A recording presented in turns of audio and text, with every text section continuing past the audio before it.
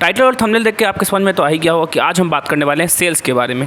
बहुत ही important topic है और इसके लूप होल को समझने वाले हैं कि आखिर अगर आप किस तरह के आदमी हैं तो आपको सेल्स नहीं करना चाहिए। लेकिन सेल्स क्या है, उसकी इम्पोर्टेंस क्यों है, इसको हम पहले डिस्कस करेंगे। फिर हम उसके बाद हम ये जानने की कोशिश करेंगे कि अगर आप नए जॉब में हैं या आपको सेल्स की एक जॉब मिली है तो आप उसको कैसे टैकल करेंगे या आपको किस केस में उसको सेल्स की जॉब को करनी चाहिए और क्या आपको अपने से एक्सपेक्टेशन होनी चाहिए। तो शुरू करते हैं इस टॉपिक को। सेल्स बेसिकली अगर आपके पास कोई भी प्रोडक्ट है या कोई भी सर्विस है तो वो प्रोडक्ट और सर्विस आप कस्टमर को डिलीवर करते हैं और इसी पूरे प्रोसेस को कहते हैं सेल्स का। इससे ज़्यादा को समझने के लिए फिर हमें एक लेक्चर की ज़रूरत पड़ेगी जो हम बाद में उसको देख सकते हैं। लेकिन अभी बेसिकली इतना समझते हैं कि किसी भी फर्म को चलाने के लिए सेल्स टीम होती है। आप जो भी प्रोडक्ट और सर्विस बनाते हैं वो सेल्स की टीम उसको सेल करती है, बस इतना समझें। लेकिन आप नए प्रोफाइल पे जाते हैं, कोई भी नया काम करते हैं तो आपको सेल्स में इजीली हायर कर लिया जाता है। अब इस सेल्स के रिक्रूटमेंट का क्या फॉर्मूला है, कैसे एक कंपनी जो है वो सेल्स पर्सन को रिक्रूट करती है। जनरली जो छोटी कंपनी है ना वो इस तरीके से सेल्स पर्सन को रिक्रूट करती है। आप ऐसे समझें कि जैसे आप एक गेम खेलते हैं ना, वो गेम में होता है कि आपको एक रिंग दे दिया जाता है और रिंग को ऐसे करके आप फेंकते हैं और फेंकने के बाद जो है वो एक जगह पर जाके गिरता है।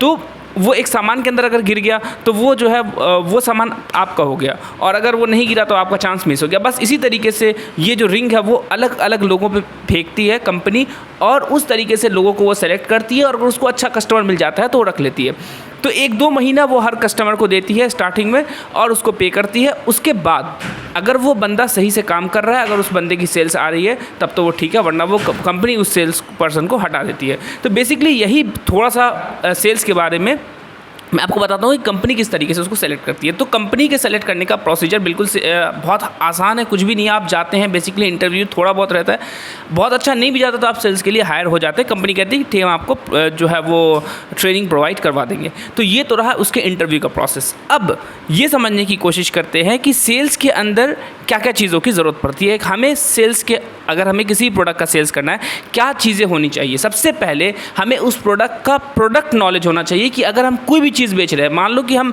एक पेन बेच रहे हैं या फिर हम एक कंप्यूटर बेच रहे हैं, तो हम उसके प्रोडक्ट का पूरा नॉलेज होना चाहिए। उसके बाद हमारी पिचिंग अच्छी होनी चाहिए, हम कस्टमर से कैसे बात कर रहे हैं, हमारा वे अच्छा होना चाहिए सबसे। और सब में सबसे बड़ी बात होनी चाहिए कि कस्टमर जो चाह रहा है वो प्रोडक्ट हम उसको डिलीवर करें। हम कोई प्रोडक्ट उसको डिलीवर नहीं कर सकते। प्राइस जो है वो हमारा कॉम्पिटिटिव होनी चाहिए और फॉलोअप जो है वो हमारा होना चाहिए। ट्रस्ट जो है वो बिल्कुल बिल्ड हो जाना चाहिए ताकि उसको लगे कि आपको उस प्रोडक्ट का पूरा नॉलेज है। और इसमें सबसे बड़ी चीज़ आती है वो आपके confidence, product knowledge, trust build करना। ट्रस्ट कैसे हम जो है वो क्लाइंट से बिल्ड कर सकते हैं, ये आपका जो है वो एक सेल्स के अंदर जो है वो एक इंपॉर्टेंट पॉइंट है। अब चलते हैं उस लूप होल की तरफ जहाँ पे मैक्सिमम जो बंदे हैं वो सेल्स के अंदर जाते हैं लेकिन वो वहाँ पे कामयाब नहीं होते। क्या रीज़न है उसको हम समझने की कोशिश करते हैं।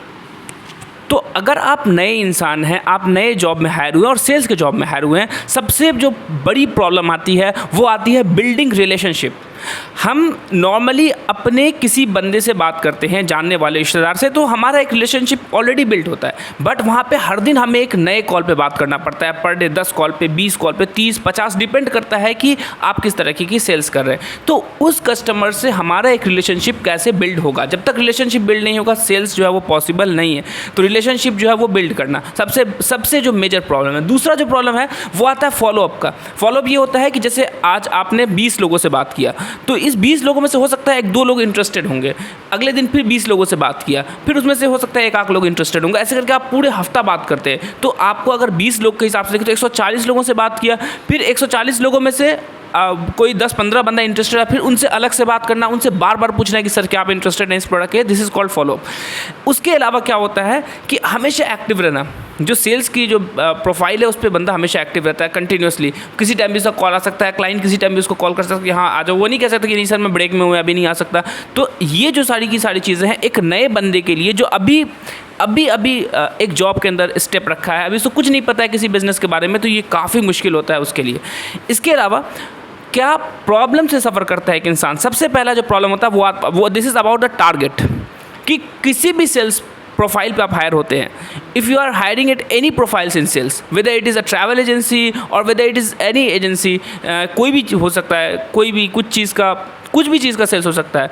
तो उसमें सबसे पहली चीज़ होती है टारगेट। टारगेट जो होता है, जैसे कि अगर आपको कोई कंपनी 50,000 दे रही है, मे बी वो कह सकती है कि एक पर्टिकुलर यूनिट यानी कि 20 यूनिट 25 यूनिट किस तरह से उस पर मार्जिन है, उस हिसाब से वो आपको सेल करना होता है।